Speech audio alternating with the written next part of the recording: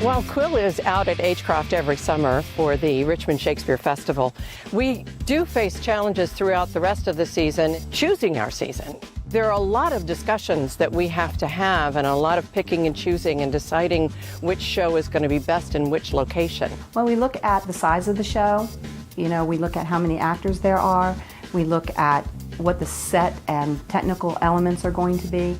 Well, one of the things that we have to think about is that our sets have to be pretty much consistent sets throughout the whole show. We don't have wings on our stage. It's very difficult to change the set in the middle of a scene. The venue absolutely does not affect the season. We kind of let the stories depict what season we're going to do, and we kind of, from that point, just get in where we fit in. They don't dictate because artists are creative problem solvers. We work with what we have. So we never are thinking, oh, wouldn't it be better if we had this? We're just fortunate and happy to have what we have, and we make it work. When you have your own space, you can do a lot more programming without jumping through hurdles. Another thing we have to be very aware of is the financial picture. And if it's an expensive show, we have to be able to sell enough seats. So we have to know the audience size, how many weeks we can perform. Well, the space is intimate, and we like to choose shows that are intimate in nature. When you're in a flex space like this, when you're in a flexible environment, it kind of gives you more opportunity to be creative and try new things, and that's been really exciting for us.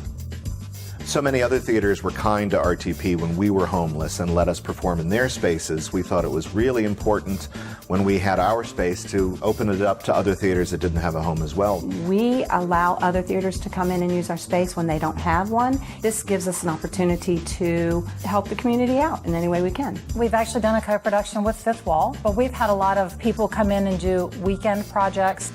Recently, we've done some co-productions with Richmond Triangle Players, and then we partnered with Firehouse Theater and did 2 shows. But we've been really pleased and proud over the years to have shared one of our spaces or another with pretty much almost all the theaters in town.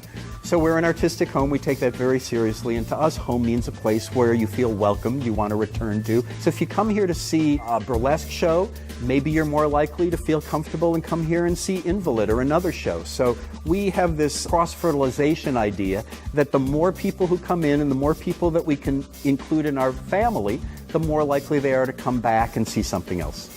Collaboration is the glue that kind of holds this whole art form together. So the more people we get to have in our space, utilizing the space, the opportunities that we create, that's magic to us. Quill is always wishing and hoping and crossing our fingers for a permanent home, yes, but it does take a great deal of planning. It takes a great deal of fundraising. We are a niche theater, and so we have a very specific audience, and we just don't want to be anywhere. We have to find a space where we think our audiences are going to come and enjoy being there.